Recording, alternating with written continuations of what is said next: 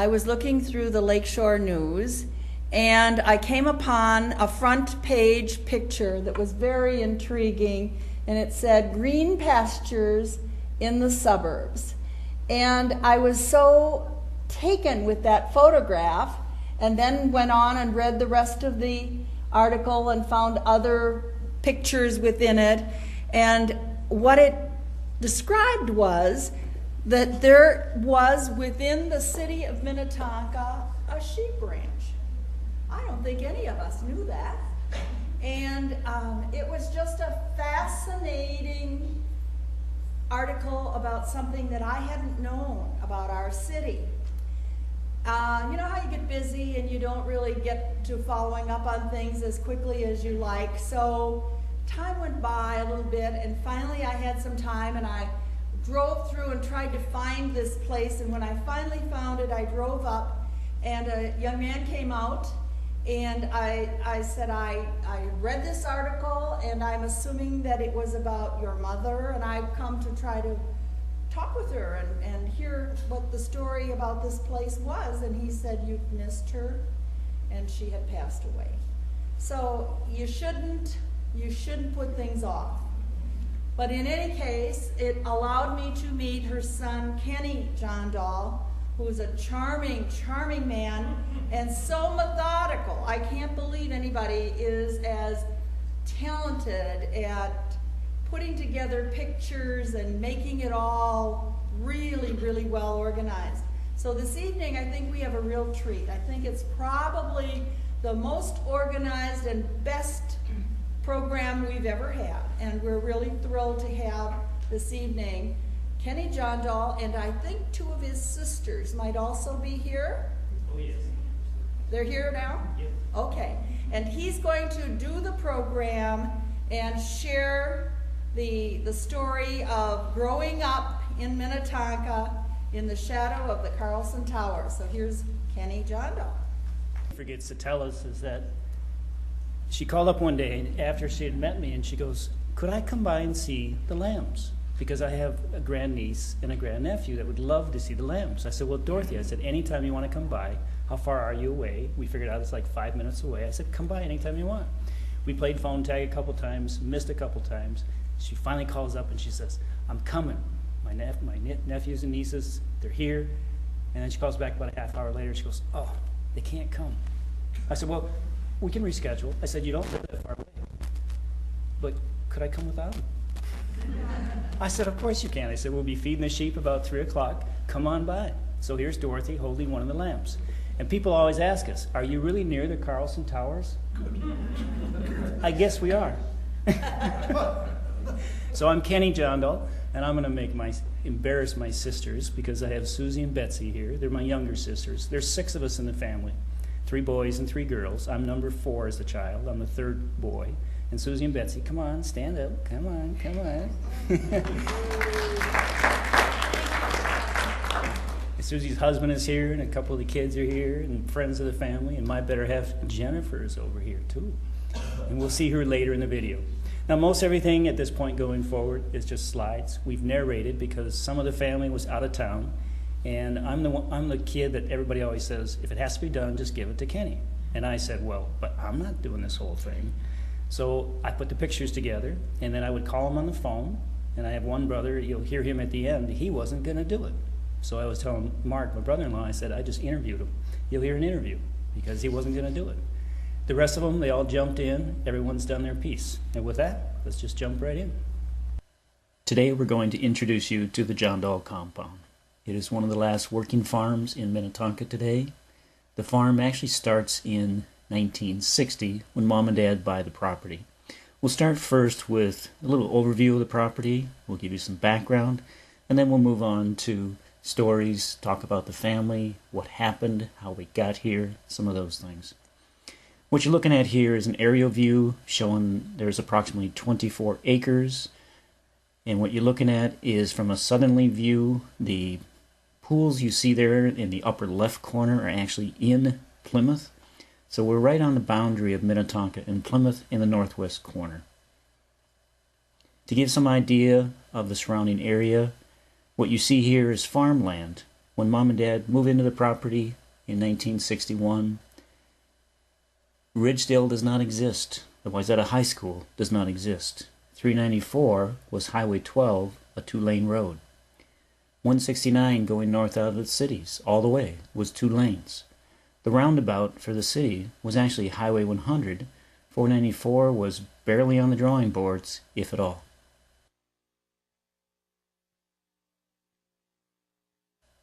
Let's back up a little bit more in the aerial view and give you a better idea of where the compound is today, give you a little bit more in terms of descriptions, and also talk about how we describe where we're at. Many people will say, "I thought you said you have sheep." We say, "Yes." They say, "But aren't you in Minnetonka?" We say, "Well, of course. But where are you in Minnetonka?" We'll say, "Well, do you know where the Carlson Twin Towers are?" And for anybody that lives here, the Twin T's sometimes is not called towers. However, back to the story at hand, people will comment, "Yes, I know where the Twin Towers are of Carlson, but you live near that?" And we say, "Yes, north and west of that, about a quarter mile is where the compound is." Now, what you can see now here is an aerial view. We've backed away. You can see the 24 acres of the compound. And east of us there is the apartment complex. And then I also described in the drawing there the house on the corner, which we lived in from 1953 to 1960. We'll talk more about these as we go along. In 1953, Mom and Dad moved us from the city to the country, renting a 2-bedroom home and 40 acres from Carlson Properties. Surrounded by fields and farms, woods and wetlands, we were thrilled with the never-ending adventures awaiting children growing up with nothing better to do than to go outside and play. It was my mom's mantra. If you were bored, or if she needed to get us out from under her feet, it was go outside and play, which is exactly what we did. And I can remember watching migrant workers picking the fields next doors, building forts in the sumac on the hill, trying to make the toboggan go all the way across the field in the wintertime, playing in the root cellar, a deep, quiet, dark, cool hole in the ground, dug into the side of the hill that during those hot summer days became our hideout from the heat. We watched Highway 12 go from 2 lanes to 4 lanes to becoming 394, a major freeway into the city. The fields and farms around us were developed into homes and businesses. Wayzata High School was built over on Vicksburg. Roads were paved. The Twin Towers, the Gates Apartments, the condos were built next door to us. And still today, if you come off of 394, you can make 2 quick turns and you're back in the country on the Jondahl family compound. By now, many of you are probably wondering, why do we call it the compound? We've drilled back in now from an aerial view. We're just looking at the 24 acres. And what you may not see very clearly on the drawing is there's actually 3 houses. There are 3 man-made ponds. There's a barn. There's a plant. There's numerous outbuildings. And it is a combination of all of these things, all of the years, all of the history, the family and the friends, and everyone else that's helped us through the years.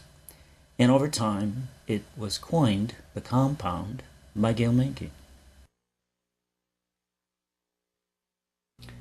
As we travel in time from the 1960s up to mid-1980s, you'll see that the views from the compound continue to change. The top picture shows the old Woodville property. It's the house on the hill in the background. They move onto that property somewhere prior to 1892, but after 1874, looking at some records that we have on file. In the bottom picture, in the mid-1980s, the Woodville property is developed as part of Carlson, and it's now apartments that line up along Parkers Lake Road.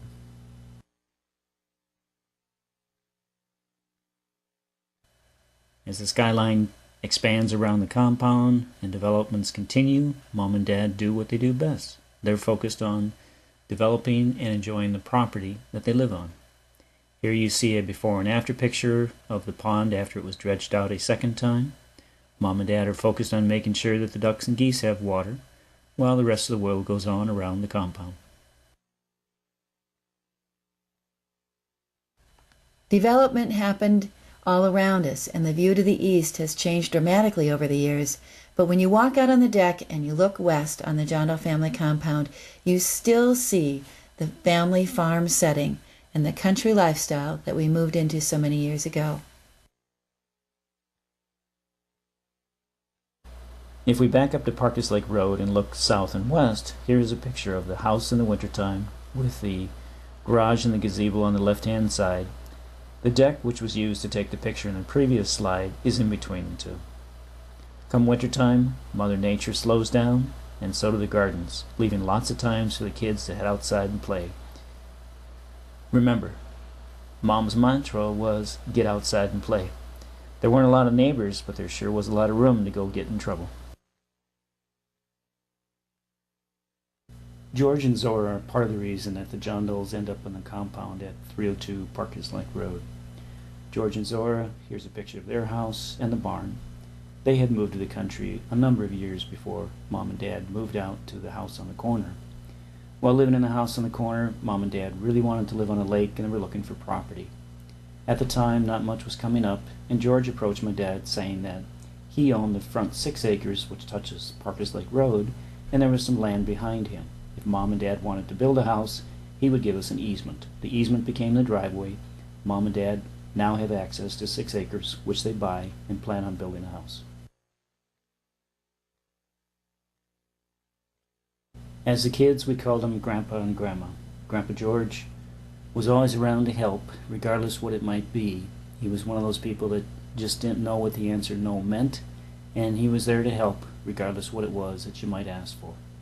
They were involved with family functions, whether it was in the garden, in the house, or with parties and festivities.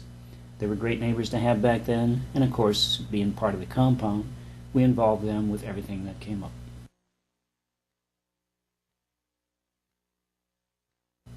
I've already indicated Grandpa George just didn't know how to take no for an answer. When we moved from the old house, we left behind the swing set, and we also left behind the old playhouse. Of course, Grandpa George decided to go get the tractor, and somehow, some way, the swing set as well as the playhouse end up in the new backyard in our new house at 302 Parkers Lake Road.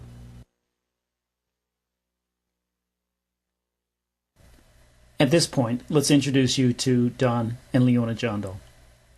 Don was born in Saratoga, Iowa in 1916. He moves to Bemidji with the family, and that's where he grows up.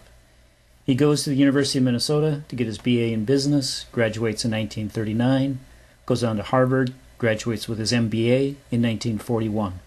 As the war breaks out in July of 1942, Dad joins the Counterintelligence Corps. Now in Don's working career, most people would see him in a suit, like the picture on the left. The strange thing as the kids is we never knew Dad in a suit. You had to be up when he was leaving for work and catch him going out the door, or catch him as he was heading to the bedroom when he first came home, because otherwise you saw Don in the picture on the right. If you come to the compound, that's what you would see.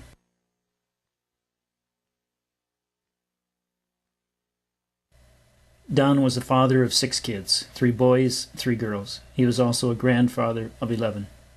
And in his spare time, he worked for Northwestern National Life. He was with Northwestern National Life pretty much his whole career. He's got 1 year before he joins them in 1947 with an insurance firm, and from 1947 until he retired in 1981, Don was with Northwestern National Life. When he began working with Northwestern National Life, his responsibilities was to invest from a finance side approximately $1 million. When he retired in 1981 as the Senior VP of Finance, he was responsible for $1 billion. As with most people who grew up in the 1920s and 30s, they come from an agricultural background. Here's Dad with his first cow in Bemidji. They also had sheep on the small farm. And to earn money, Dad would also take care of the neighbor's livestock down the road. Growing up, we joked as kids that Dad could grow anything. It didn't really matter if it was produce that would end up in the garden, or if it's some sort of house variety plant or an exotic plant. Dad seemed to have one of everything, and of course they always grew, they never died. Picture on the left is up at the old house. As the kids, we'll notice that the plants are actually on the kitchen table. Dad didn't have much room there. When we moved to the new house, the picture on the right is actually Dad's favorite room in the house. They built a brand new house with a greenhouse that's approximately 10 by 10 feet, so that Dad had someplace in the wintertime to hide from the kids. Don sure did like to garden. It didn't matter if it was raspberries or strawberries, and or if it was a garden of roses. He was always outside, using that green thumb, making things grow. As kids growing up, we're not sure we ever saw Dad eat a hot meal. He'd come home from work at 5 o'clock, straight out to the garden, and work until sundown. Watching Dad, we saw him work 2 jobs, his job with a suit and his job with bibs. However, he also taught us that you need to balance work, and in his case, both jobs, as well as family time, as well as relaxing. He taught us to work hard, to play hard, and to enjoy life. Leona Maxine Lawson Jondahl. Born in Decatur, Nebraska in 1924. She grows up in Nebraska, goes to high school in Lyons, Nebraska. Mom goes on to get her diploma at the Dan St. School of Business in February of 1942. Shortly after this, in June of 1942, Mom is also in the military, and she's in the Military Intelligence Division at Large, stationed in Omaha. In Minnetonka, Mom was known as the Sheep Lady. She takes over this role when Dad passes away in 1999, and for 8 years, Mom was known as the lady with all those sheep. Growing up, Mom was a stay-at-home mom, but that does not mean that she didn't have her fingers into everything. Remember, her mantra was go outside and play, and that is exactly what Mom taught us to do. And yet, she was a very good example. She lived life to be enjoyed and celebrated on a daily basis. Leona, a mother, a grandmother, and an entrepreneur. The picture in the top left side is Mom with all 6 kids. You can imagine what it was like back in the 40s and 50s, raising a family with 6 kids. It was a pile of work. And then along comes 11 grandkids. You would think that would have been enough for most people who are a stay-at-home mom, which is normal for that time of period. But Mom is involved with everything, and you'll hear more about this as we go along. But in her spare time, Mom decides she needs to be an entrepreneur, and she develops a product called fruit jerky. She creates a product in the kitchen. The demand at one point finally gets high enough that her and Dad go out back and put a building in place. The building that we called the plant earlier is where Mom produced and shipped fruit jerky throughout the U.S. After the 6 kids, 11 grandkids, and a business, Leona, Mom, somehow found even more time in the day. She loved giving tours of the compound to school kids, daycare, friends, business, and community members. She was involved with Girl Scouts, synchronized swimming, and other community and social groups. And remember Don, Dad's favorite room in the house, his greenhouse? The kitchen was Mom's castle. When the house was built, it had custom cabinets, floor to ceiling, and there is even a cabinet that has a flour bin built in with a sifter on the bottom, so one does not even have to open the cabinet to get flour. She had 2 ovens, and out of those ovens, she baked all kinds of wonderful cookies, cinnamon rolls, and other treats. And don't forget the various types of breads. If you walked into the kitchen, odds are, on the counter would be a loaf of fresh bread. Next was all the produce from the gardens, and yes, the animals too, which were processed through the kitchen and into the fridges and freezers, and not just for the Jondahl compound, for the local community as well. Not even the Jondahls could eat thousands of chickens over the years. One would think at the end of the day, she might sit down and relax by the fire. What Mom would do next was pull out her knitting bag, and out of that knitting bag came sweaters, scarves, hats, gloves, socks. What else? Mittens. Anything you could knit, Mom knit. And with 6 kids and 11 grandkids, most nights you would see her knitting. One might conclude, if there's anything we learned living on the compound, you got to work hard and play hard.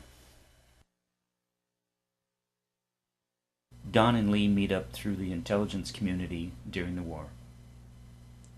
It's unlikely that Don from Bemidji, Minnesota would have run into Leona from Lyons, Nebraska in 1942 if it hadn't been for the wartime. As the kids, I guess we should be grateful that both Mom and Dad were in the military. They end up in Chicago, where they get married, and you see a picture here by the lake. Dad loved the water, and so did Mom. If you recall one of the first slides, we showed an overview of the area with the Carlson Towers, the old house on the corner, and the compound. Here are some pictures as it was back then up near the Carlson Towers.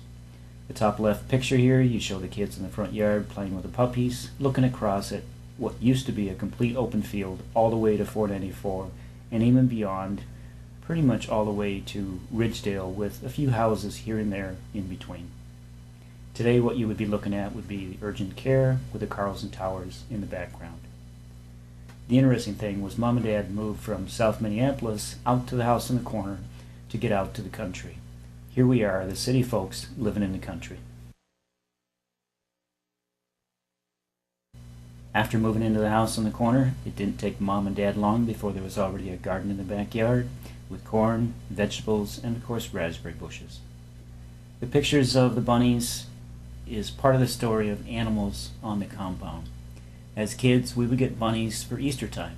Of course, those bunnies would go out back to the bunny hutch, and then again, come fall, when they were grown up, they would be taken care of and they would come inside to be on the table. We learned at an early age that animals were meant to play with, have fun with, but at some point in time, they would probably be eaten. Being Minnesota, we figured we had to have some pictures of ice and snow. Here are the kids up at the old house on the corner in the front yard shoveling, ice skating. Somehow Dad found a place that he could flood so they could skate in the yard. And of course, tobogganing on the back hill. In the picture, there's only 3 kids. I'm child number 4. I was always jealous of this picture, wondering why they never had any with me. Mom would turn to me and say, "Kenny, don't worry, you were in the picture. I was pregnant at the time."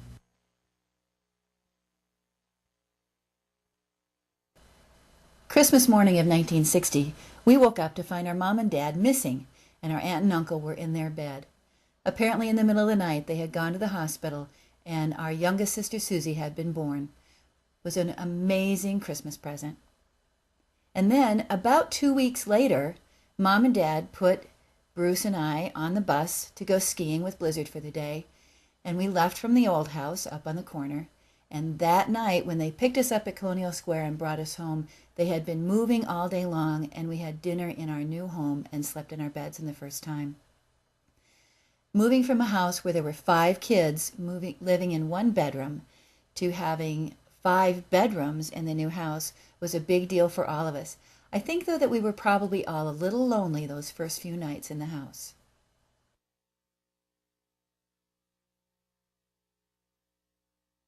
They say a picture is worth 1,000 words, and Mom truly believed that when it came to Christmas cards. When we moved into the new house, she began her long-standing tradition of sending a Christmas letter that was simply a lot of pictures of the family and very little bit written on it. No long Christmas letter for her. Besides, to cover everything that we'd done in a year would probably take 3 or 4 pages. Today, many of the families and the siblings, we continue this tradition by sending a Christmas letter that is full of pictures of our adventures from the years.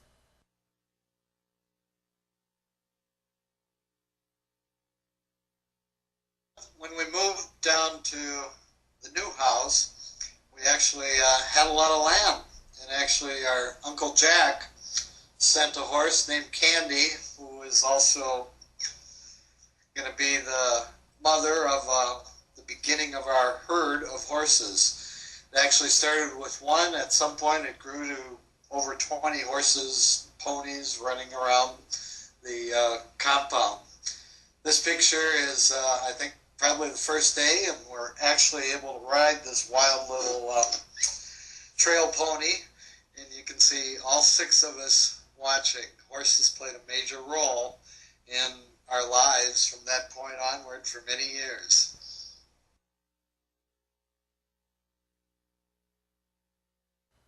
The best present I ever got was that little trail pony Candy from Uncle Jack.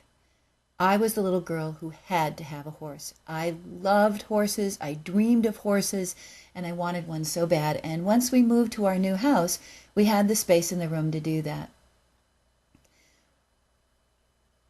The next best thing that happened was when Maida Vanderhoef moved into the farm through the woods. and she had a pony of her own.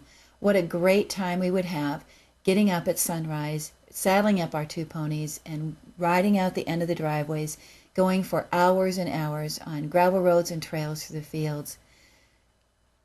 Over the years, as we added horses and kids grew up, we still had lots of fun times on those trails.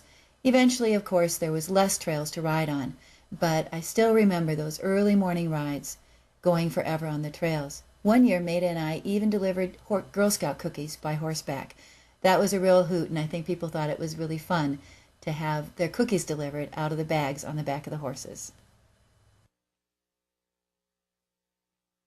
As you walk around the farm, you will see split rail fence, woven fence, other pieces of fence.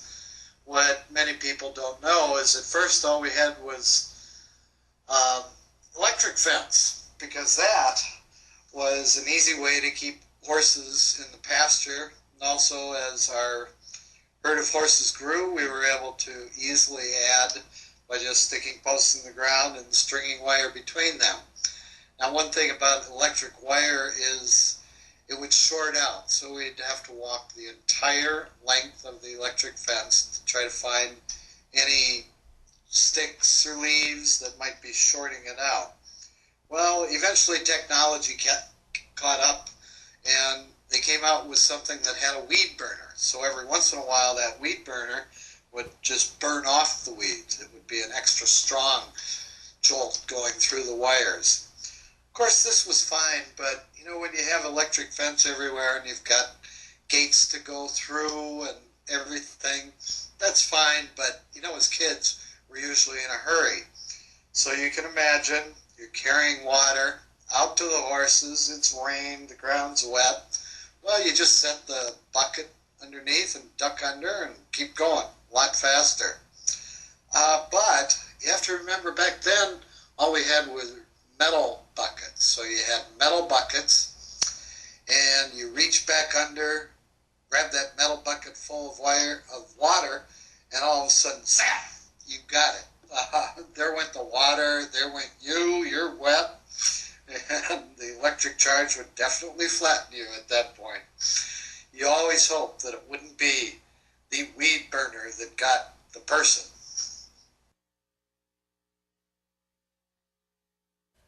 When we moved to the country, we got a country lifestyle and all of the chores that go with it. The animals were part of our daily life. They weren't just something that sat out there and looked pretty. They were our responsibility. We learned early on that the first thing you did in the morning was pulled on some clothes and headed to the barn. No matter what the weather was, no matter what else you needed, the animals always came first. And we never did anything in a little way. We started out with a few chickens, and I can remember summers that we did up to 1,000 chickens, sharing them with the neighbors around us. One horse led to almost 20. A couple of sheep ended up having a huge flock. There were always dogs and cats around everywhere.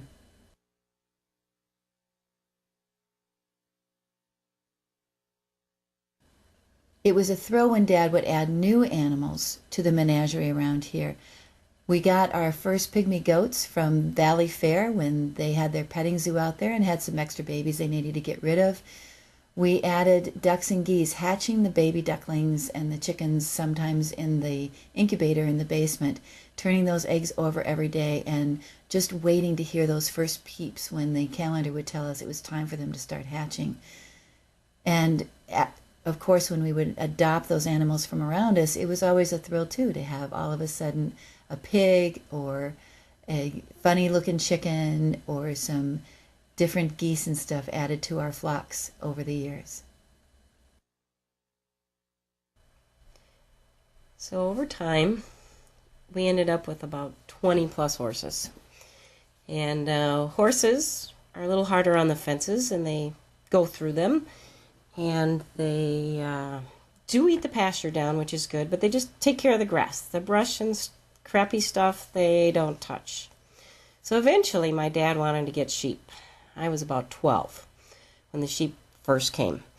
But what he did was, as the boys got older, I was one of the younger girls, and as the boys got older, they weren't going to be around to take care of the brush, so that's where the sheep came in. My dad had sheep as a kid, and thought that this would be a good way to help himself with less work around the pastures. So I remember going up north to pick up the sheep. It was 1972. I'm not sure who exactly we got the sheep from, but it was from someone up near Bemidji who was getting out of the sheep business. I think we rented a little U-Haul trailer and drove up to pick up the 2 ewes. We drove out to the farm, and there were a lot of sheep. I couldn't figure out how the farmer knew which 2 were going with us, although finally he picked out one, and it had the cowbell around her neck. The rest of the sheep all just looked the same, but the farmer could not tell them apart. So they put them in a trailer, and we drove home. 2 pregnant ewes. We named them Tinkerbell, the one with the cowbell, and Blossom. They had lambs that spring, and Blossom had a buck named Pancho, who became our first buck, and the sheep business was born.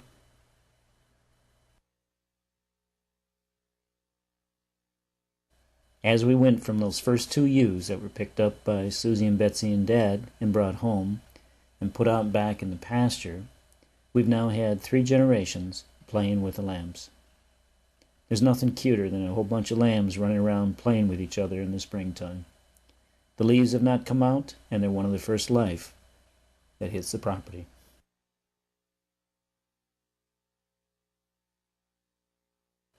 When you go out to feed the sheep during the springtime, sometimes a mother ewe will have had twins and or triplets, and it's not uncommon that they don't abandon one, but they don't give as much attention perhaps to the first one born. A second one is born, they turn around, start taking care of the second one, and the first one will get a chill. What you need to do at that point is raise the body temperature. You bring them inside, you warm them up, get some milk in their belly, and if you're lucky, they get to go back outside. If you're unlucky, you now have another member of the household who will sleep inside and pee and poop everywhere. It's good to have a big box laying around someplace in the house when spring comes a-calling.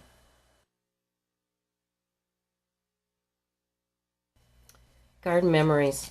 Growing up, I remember the garden. It was amazing. We spent so much time out there weeding, pulling those weeds, making everything so good, and picking all the produce, and then we got to eat it, especially those raspberries. Oh, did we love the raspberries. Growing up, I remember the 3 raspberry hills up on the hill, the fall ones, then there were 6 more rows to the far east, and then there were 13 rows of the summer-bearing varieties. One season when I was a teenager, we picked berries, it seemed like 24/7, all summer long. What a tan! My younger sister Susie and I had 2 friends, Beth and Barb Levine. We were paid 25 cents a box. It was incredible. Beth and Barb were twins and always pooled their money. My mom refused to pay them together, always giving them each their share. You see, there were always life lessons on the farm and not always about the garden. That is the only summer I remember picking berries that much. It was incredible. There were so many berries that we could only pick half the patch a day. We started as soon as they were dry, and by the time we finished, it was well into the later afternoon. I also remember that asparagus patch. Wow, it used to be a pumpkin field. We had a lot of asparagus. Used to be that small patch, and then my dad decided to plant this huge area, so goodbye pumpkins, hello asparagus. It wasn't that much fun planting them, as I recall. But then after a few years, because asparagus takes a few years to really get going, we got enough to sell. And that asparagus became the little girls' project. Ooh, yay. We picked it, bundled it in 1-pound bundles, and had to call people to sell it. That was probably my least favorite part. And they would come pick it up. Little entrepreneurs, we made so much money that like at $1 a pound, and that at the end of the summer, we bought an aluminum canoe. Mom had to put her name on that registration, so she always thought that was her canoe, but Susie and I bought it with that asparagus money. It was amazing. So, when I grew up and got married, we bought 40 acres in Independence. I, of course, wanted my own garden. I was so excited to have one that I just tried digging holes and planting stuff, even raspberries and asparagus. I did know better, but I could not wait. Well, it didn't get off to a great start, but now, after a number of years, I have quite the garden, with a lot of amending of my soil and doing things the right way. I even hope to have blueberries soon. I will say, though, that I still don't have asparagus or corn. Nobody could grow that stuff, just like my dad. Growing up on the hobby farm was a wonderful experience, teaching us about hard work and the love of the land.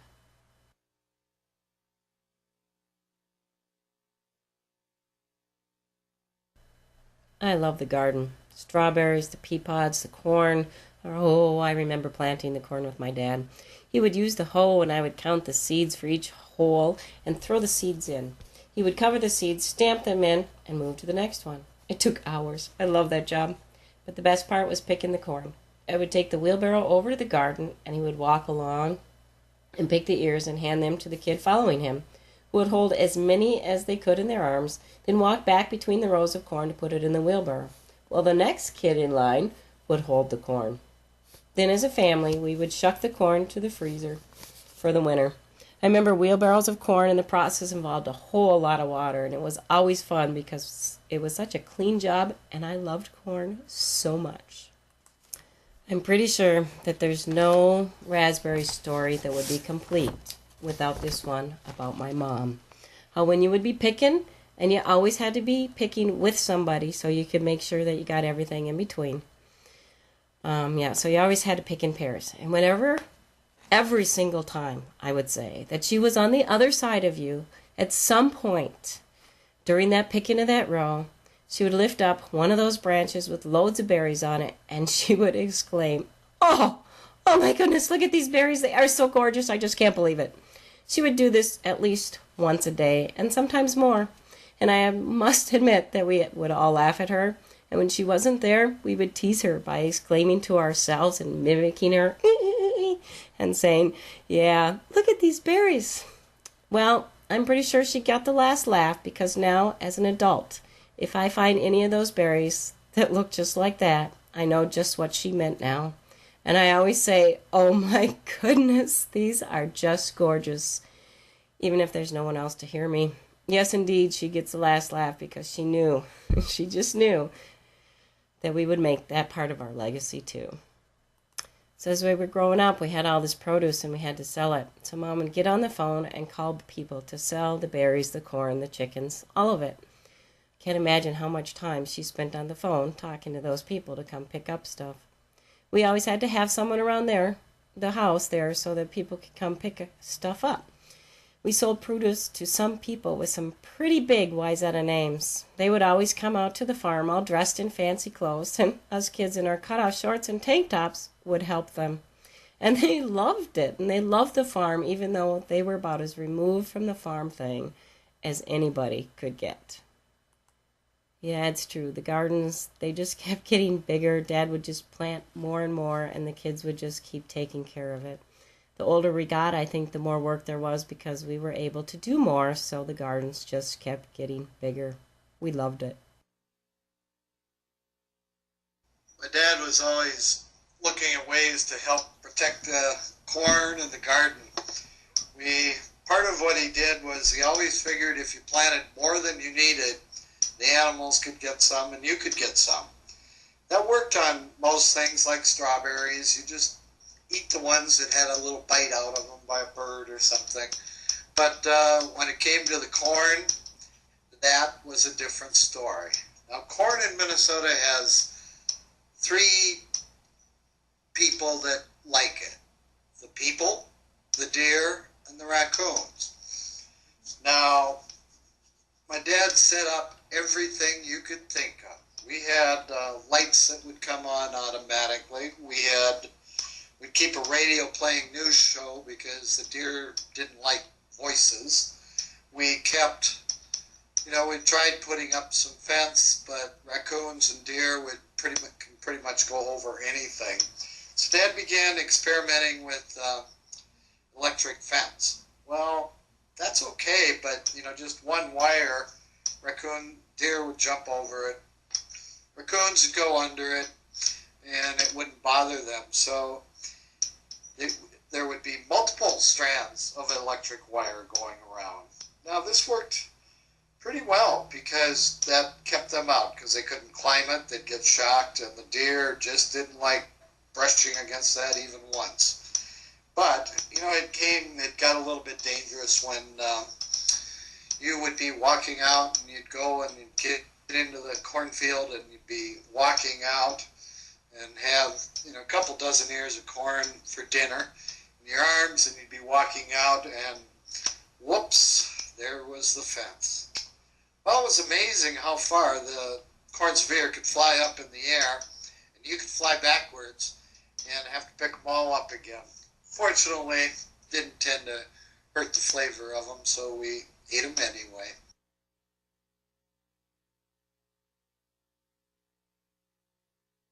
Waste not, want not. Not a saying we hear much these days in a throwaway society. Growing up with Mom and Dad, they taught us that when something died, it was time to use it. As the trees would grow old and or fall down from storms, we'd cut them up for wood. When we moved onto the property, Oak Wilt went through the backyard and took out somewhere around 20 to 25 oak trees. A very close friend of the family, Vernon Peterson, who is still a very close friend, helped us cut all that up. Well, that wood lasted a number of years. But then, over time, we continued to cut trees. And then during college, I worked for Vernon with a tree service that he had. And we have an unlimited supply of wood. Pretty soon, we're heating the 3 houses on the compound. Not 100%, but a lot of the heat in the winter is coming from wood that we're cutting. Over time, we learned that windows, replace those that are bad, insulation, find where it's leaking, and get rid of drafts is sure a lot easier in the back than cutting wood. Today, the wood that falls down from storms and or age of old trees is still consumed, but today it's more for recreation than it is for heat. Our house was the kind of house when we were growing up that all the kids seemed to congregate at. There were always extra people at our house. And when I was old enough to finally help in the kitchen, my job was to set the table. And at dinner time, Mom would always just say, go downstairs and count how many kids are down there and just set the table for whoever's there. So if you were here at dinner time, you ate with us. There were several kids and young adults that lived at our house over the years for various reasons and various lengths of time. They stayed a few days or a few weeks, or on some occasions actually stayed for months at a time. I think one reason our house was so popular was that it was very informal, a very friendly upbringing.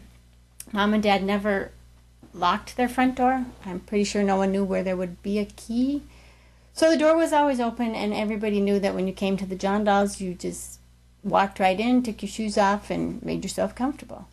And that's just kind of how life was here. And I think everybody just really enjoyed that and felt very comfortable at our house.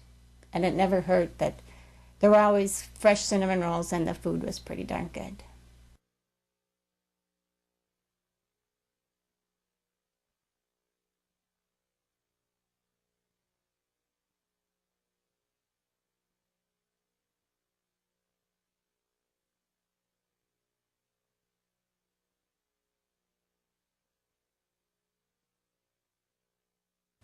Not only did Mom and Dad adopt extra children as we were all growing up, but there were several different varieties of animals that came to live at their farm too.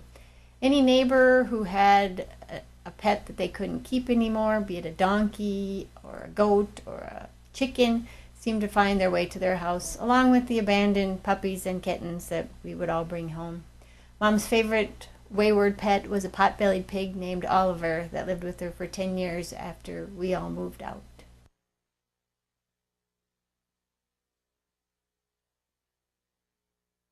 I married Linda in 1975, and eventually we moved back to the farm in 1981. It was just amazing for me to see all the animals on the farm.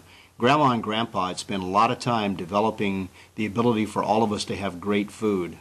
And at one point, we actually started raising turkeys. If you notice in the bottom right-hand picture, that turkey was actually 50 pounds.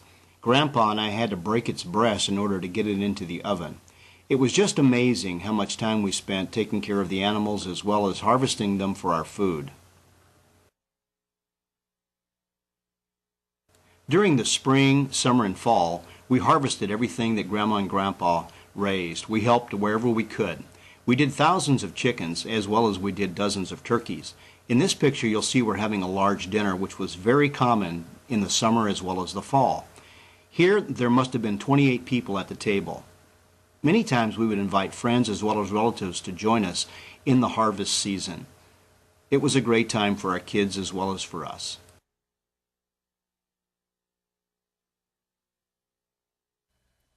My mom and dad loved to entertain, and so the Jondahl compound was the site of many a celebration over the years.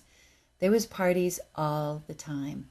Company parties from NWNL, church people, the Boy Scouts, Girl Scouts. We didn't have a whole lot of team stuff going on, but my mom even did a party for teachers at the beginning of the year to celebrate the beginning of the school year, and then would do a big picnic at the end of the year, thanking the teachers for having put up with us all during the school year. When it was time for us to get married, Betsy and Susie and I all chose the family farm as the place for our wedding. There wasn't a more beautiful spot than to get married in your backyard, especially when it includes the barn and the ponds and the trees and the sheep and the chickens. And of course, they're all in the background, not just in the pictures, but the sheep, of course, were baying during all of our ceremonies. It was beautiful family celebrations here on the compound. Lambs are also known as kids.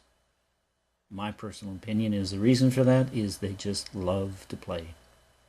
In the background there's a sheep shed. The mother ewes and the ram are inside eating their grain, but the lambs at this point are more interested in playing than they are in eating grain.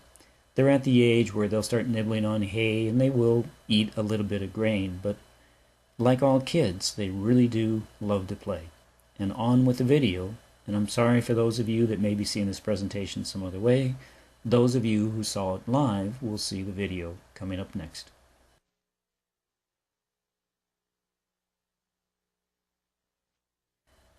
It's been indicated we are the last working farm in Minnetonka. I'm not 100% sure of that, but I am fairly positive we are the last Green Acres farm in Minnetonka.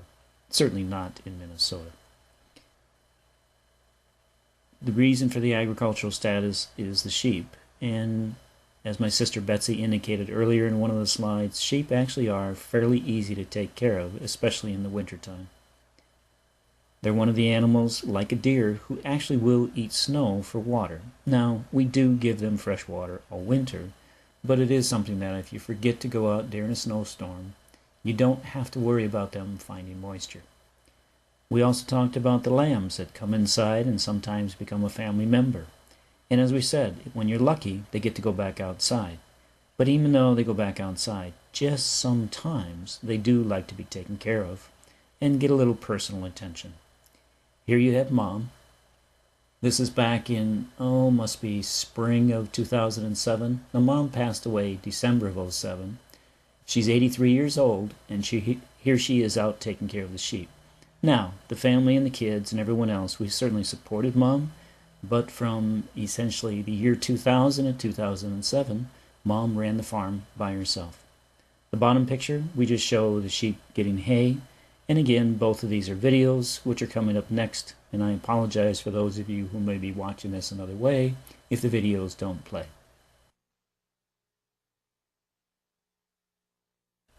Warren Miller has nothing on my mom and dad. When I was 10, they signed Bruce and I up for the Blizzard Ski School, a brand new thing in the Twin Cities. I think it was my mom's way of surviving the winter with 6 kids underfoot. Over the years, we all joined into Blizzard and skied on Saturday mornings, taking off early in the morning and not coming home until supper time. Mom and Dad even took us to the mountains for family ski trips over spring break. That was a big deal for them because they didn't grow up skiing, so they did learn to ski though. I don't know that they ever got off the bunny hills, but we all enjoyed time out in the mountains together. Today, our kids all have grown up in Blizzard, so Betsy and Susie and Bruce and I and Dan have all been instructors with the club. And our kids grew up knowing that Saturday mornings were for getting up, getting out on the snow, and skiing and boarding with your friends all day long. And it didn't end there. Several of our kids have become instructors and are actively teaching on the hill, both here in Minnesota, still with Blizzard, in Montana, and also out in Vail for the winter. It only takes twice as long with help. How many times did we hear our dad say that? And yet I know he was just kidding, because I think he really did enjoy having the kids out there to help him in the barn. We moved back in 1981 and built a house on the northeast corner of the property. So my kids grew up right here, on the Jondahl compound and repeating the legacy of learning about chores, learning about that connection to the earth, the connection to the life around you, your responsibility for taking care of that life around you. They learned about getting up in the morning and heading out to the barn to take care of the sheep and the ponies, checking for eggs at the end of the day, and knowing the thrill of counting how many that you got. Finding the first new lamb, feeding baby lambs, planting seeds with Grandpa, knowing that plants came from seeds, that you couldn't harvest tomatoes until you planted the seeds. And if you did them early enough, you had your own plants ready to go into the ground. In the fall, they picked the pumpkins in the gourds that they had planted in the spring. They knew that they were connected to life, and that's part of the legacy of the Jondahl compound. My memories of holding baby chicks and helping Grandma and Grandpa and my mom in the garden are some of the earliest that I have and some of the best from my childhood. I loved being the kid in my class that could bring lambs for show and tell, host the class at our house for a farm field trip, spend my afternoons playing in the hayloft or eating fruit straight off the vine, plant or bush anytime I wanted to, all summer long. When I got to high school, I wasn't so enamored with being the farm kid anymore. It had lost the bloom was off the rose when it came to helping pick raspberries on hot summer days or killing chickens on Friday nights before I could go to the football game, much less having to go straight out after school and muck out stalls. I've been regaled with stories about my attitude by my parents, my aunts, my uncles alike. After I graduated from high school, I headed to college, and I never believed that one day I'd own a farm of my own, that I would sign up for that much work on purpose. But about 2 years ago, my husband Mike and I decided that was exactly what we wanted to do. We searched around and we found a 3.5-acre farmette that we're now enjoying living on while we're cultivating a large garden, keeping laying hens and raising broilers of our own. We're even teaching our friends how to gut and butcher so that they can have fresh chickens in their freezer. We're the next generation of my family's farming love and experience, and we wouldn't trade it for anything. Who'd have thunk?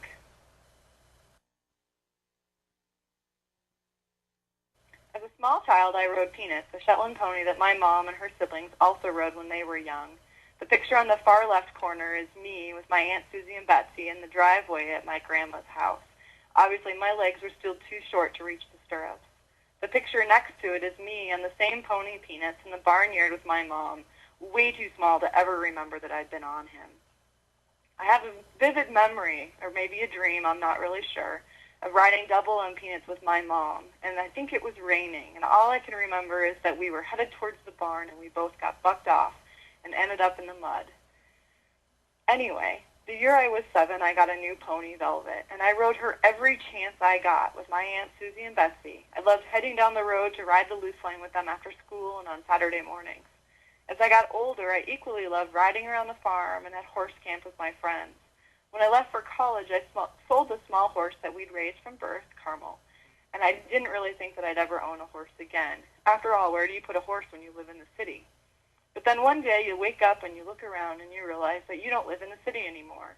And so this spring, about a year after moving onto our farmette, a paint horse named Cody found Mike and I.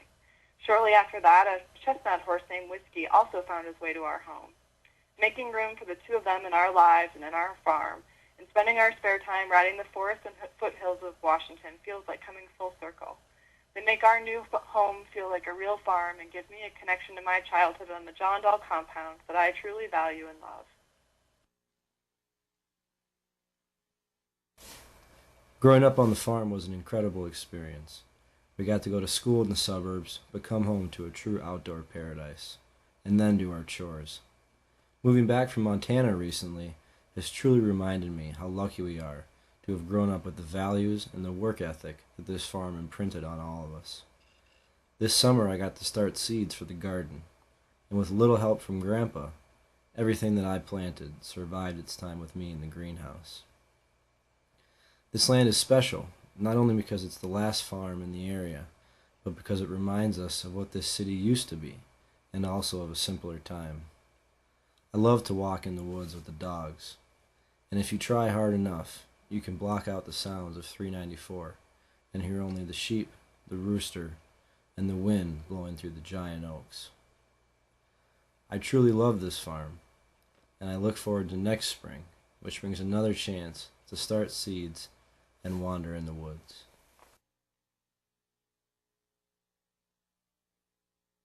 Each of my aunts and uncles have continued the lifestyle which they grew up with on the Jondahl family compound in a similar way, with a focus on caring for the earth, raising animals, and being active outdoors as a family. I really enjoyed growing up knowing that it wouldn't be long between family gatherings, sometimes only a few days. As winter came upon the compound and the snow started to fly, everyone from my oldest aunts and uncles to my youngest cousins would pack up our skis and boots and head to the slopes. Carrying on the tradition of Jondahl's in the Blizzard ski school program, almost all of my cousins and most of my aunts and uncles joined each other each week for ski trips around the metro area, often ending the day with a home-cooked meal on the family compound. Skiing continues to be an important tradition in my life, as well as in my brother Andy and sister Michelle's life. My sister has even moved out west to enjoy the mountains year-round.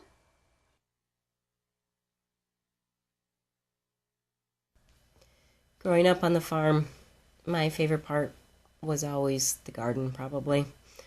I went to school and became a horticulturalist. Go figure. Loved to grow the things, be out there with the flowers and the gardens, and it was, spring's one of my favorite parts when everything comes up from the soil. So, we moved out of the city from St. Louis Park and moved into a 40-acre farm field out in Independence. And from there, the kids were able to grow things. And as they grew, we would come in, and Tyler and Rachel had the experience of growing up with Grandma and Grandpa and watching them, especially Grandma, care for the sheep and for everyone else. The garden was always a big deal, and Grandma would get the kids in the fall to help pick and gather the pumpkins. One year she had these huge pumpkins, and we all went out and got them in the truck and took photos. Those were the biggest pumpkins, and we all got to take one home. She was very proud of those pumpkins and of her grandkids. So now here we are in our 40 acres, and I have a very large vegetable garden and strawberries and raspberries, and my kids help me in the garden a little. Hopefully they are learning to enjoy it more. But they especially like eating the strawberries, so maybe that counts because then they all know where all their food comes from. One year, we actually grew pumpkins, and not as big as Grandma's, but we had fun picking them out of the garden and carving them, that is for sure. And while the kids, honestly, they don't care much to help with the chickens, however, they have at least seen that operation and know how it is all done.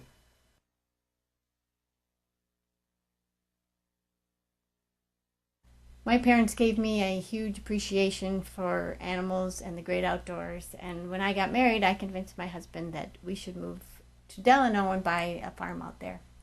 My children spent a lot of time at my parents' farm when they were growing up and learned that love of animals and the outdoors from them too. One of the original horses that was born here, Blaze, eventually came to live on our farm, and Amy rode him at our house. And Derek brought home more than his fair share of bottle lambs that have lived with us and is now showing sheep at the local county fair.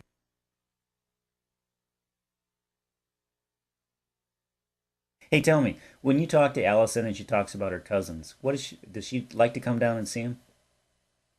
Oh, definitely. Always likes to come down and play with the animals and play with the nieces and nephews, and they all seem to like her too. Well, they sure seem to. Now, does she like the sheep when she comes to go see the compound?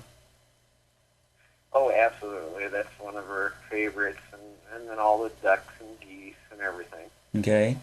And then what was it like the first time she rode a horse? Did she come home and tell a bunch of stories? She wanted everybody to know that she rode a horse, that's for sure. She always enjoys those kind of activities. Okay. And what would you say about Allison and what do you call it, the ick factor? Does she like animals?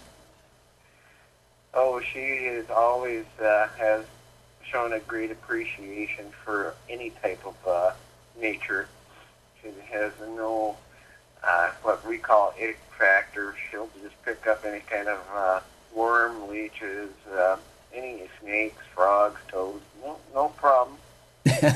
I'm sure Joe loves that when she brings all the critters inside to play with. Oh yeah.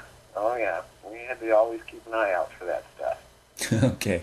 Well, thanks, Dave. That's what I was looking for.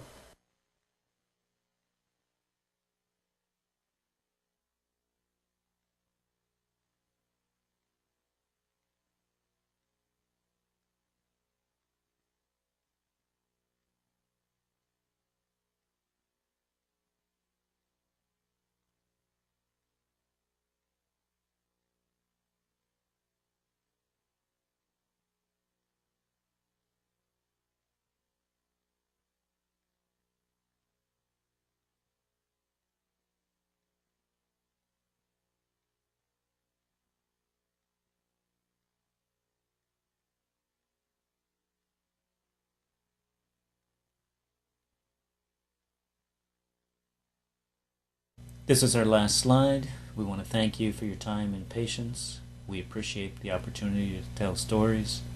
And yet, perhaps for every ending, there's also a beginning.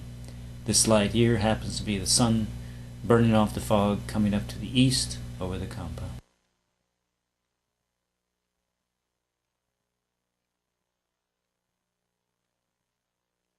Quite a production, huh?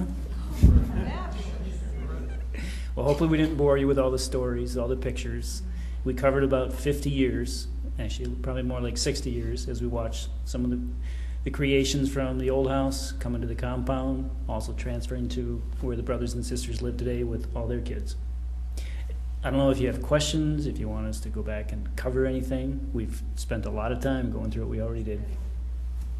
Is the compound still in the ownership of the Jondahl family? Yes, it is. Good. Yep, I'm actually living on the property. The way trust can actually be set up and the way agricultural status is set up, which thank God from a tax standpoint, is that you can go vertical, up or down. It could be mom or dad's mother or father, of course they're all gone, or it could be any one of the direct kids. It can't be a cousin, or it could be a brother or sister, but all their brothers and sisters are pretty much at a point that they're not going to come back here and live on the compound. And actually, when Mom passed away, we started thinking about it, and everybody starts flipping coins of who's going to move back on the compound. I lost. I'm there. So yes, it's still there. Go ahead. The city of Minnetonka has a certain property your grandfather in. What was the property where the city set up these zoning things? How long is this compound zone that it will stay that way within the city of Minnetonka? A very good question. Yeah, the question is, excuse me. The question is the property grandfathered in some fashion? And what occurs here is, from an agricultural status, there's a law out there called green acres. You have to have at least 10 productive acres is what the new law is. We easily have that as long as we maintain the sheep and have productive, which is the pasture is productive. We can have green acres into the future as far as we want. And again, thank God for something they actually put in law from the senators and congressmen. It's not very often they give you a tax break. So do the children in Delano and these other farms also have green acres? No, I think some of them are agricultural. There's different types of statuses outside. The green acres is primarily meant when it was first put in place in Minnesota. It's done in a fashion to essentially keep open land, and as areas develop, like what's happened in Minnetonka, I think when we moved into Minnetonka, Minnetonka had less population than Wayzata. Well, today Minnetonka is 60,000 people. Wayzata is still about 3,500 to 4,000. As land develops, they put in the green acres to allow people to stay on the property. And then they tax you as agricultural. You still have the horses? At this point, there's no horses on the property. Jennifer, my better half, I always call her my best half, she almost got a horse a couple weeks ago. And horses are something that you can have them providing you're going to raise them to breed them from an agricultural standpoint. And yet if you have a horse along on the property like you do dogs and cats, not a big deal, because the sheep are what give you the agricultural status. But the last horse went away when, Susie or Betsy? 10 years ago, 15 years ago? Yeah. The horses were really more for the kids. My mom and dad were fine having the horses, providing we took care of them. And when it got to a point that there's no kids around there, Dad really liked taking care of sheep. They're real easy.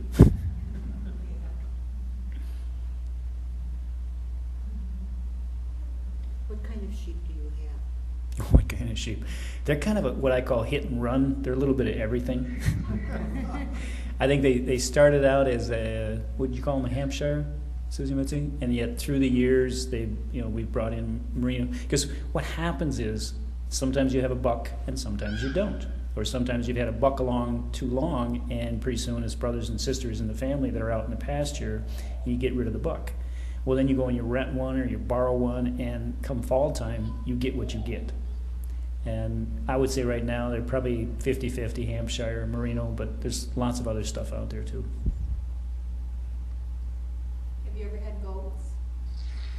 We've had pygmy goats. We've never had, full-size goats, but we had quite a few pygmy goats, and they were more pets than anything.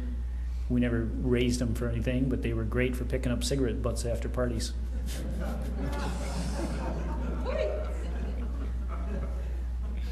you didn't milk them or? No. I don't think we've actually ever milked anything on the property, and we've never had cattle. Never had. Well, we had a pork belly pig, but that again was a pet. He died of old age. We didn't eat him. There's not a lot of pets that we don't eat. One of the jokes that my sister always tells Linda is that people would always bring us their pets because they would raise them, and then pretty soon, what do you do with a pet in Wayzata? Go drop it off at the Jondahls. And we always assured them we would take great care of their pet. Notice I didn't say we wouldn't eat it. Not many survive the winter.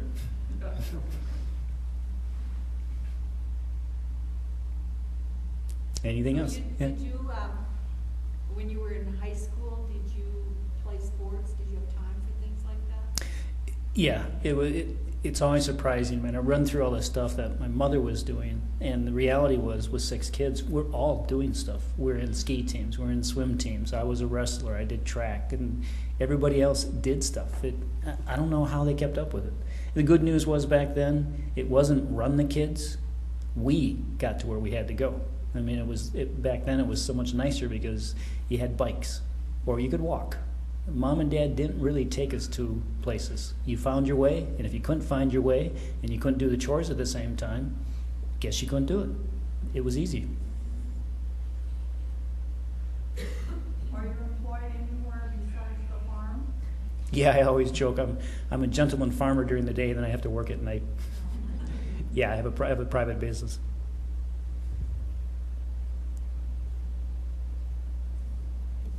You had a question? Did you eat the sheep or shear them for the fleece? Or?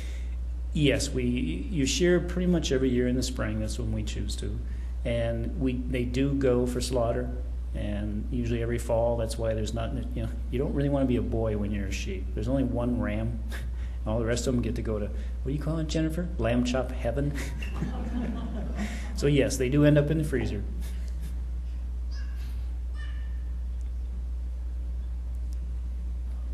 Does anybody want to spin yarn from wool? We're looking for somebody that wants to, because there used to be a lot of people in Minnesota that actually spun yarn. And if you know of anyone, we have, usually come springtime, there's plenty of yarn around, or wool. Minnetonka's other farm is just up the hill, up Williston Road, Orchard Road from Yep. here. They have horses, and they have a couple of sheep, and she takes the sheep wool from scratch and all the way through the spinning and the weaving and the whole process. You guys should get We should be talking to her. Yeah. And does she want a couple of knitting machines? We have, how many of those we have? I think we have 3 of them in the house. James Bensman. Bensman? Bensman and Bensman's wife, yeah. Okay, well, thank you. We're always looking for leads. Is any fruit jerky still available, or has it become something that business ended? Yeah, as Mom finally started slowing down, the fruit jerky slowed down also. We still have a few pieces that we found in the freezers here and there, but in terms of a product that's being produced, it's not being produced any longer. Is it similar to fruit roll-ups? No, it's actually much, much better. General Mills actually approached Mom at one point, and if you knew Leona, you would understand that for General Mills to approach her was probably the wrong thing to do. She didn't throw them out, but she just did not want to talk to them. And most people that tried all the products that came out over the years and tried fruit jerky, they loved fruit jerky. It was an unbelievable product. What flavors were there? Susie or Betsy, what was there? Banana, strawberry, apple, Yep, strawberry, raspberry, blackberry. And a lot of them were blends, because if you used a pure fruit, sometimes either the texture wasn't good, or the flavoring or the storage life. So a lot of times you would do various types of blends. And one of the best ones was you make it like a crepe, a pancake, and you roll it up with ice cream and throw it in the freezer. Oh, those are good. Starbucks does not know what they're missing.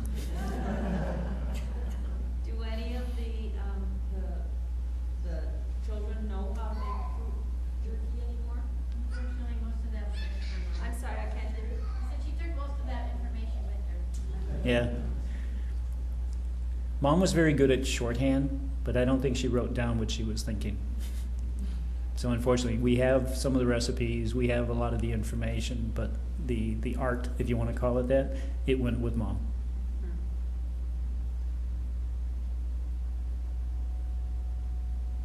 Yeah.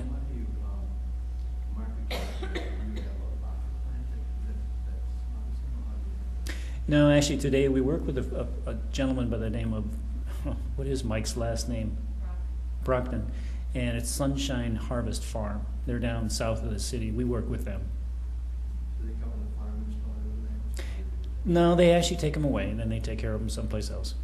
We used to have some people that would, a lot of times for a while we actually consumed most of the lamb ourselves.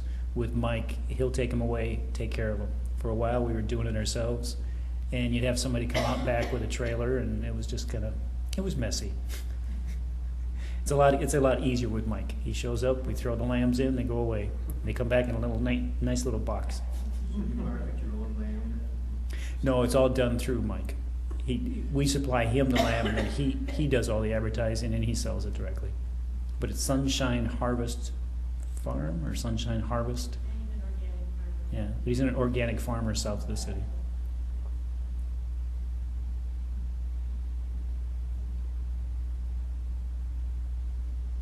That looks like it.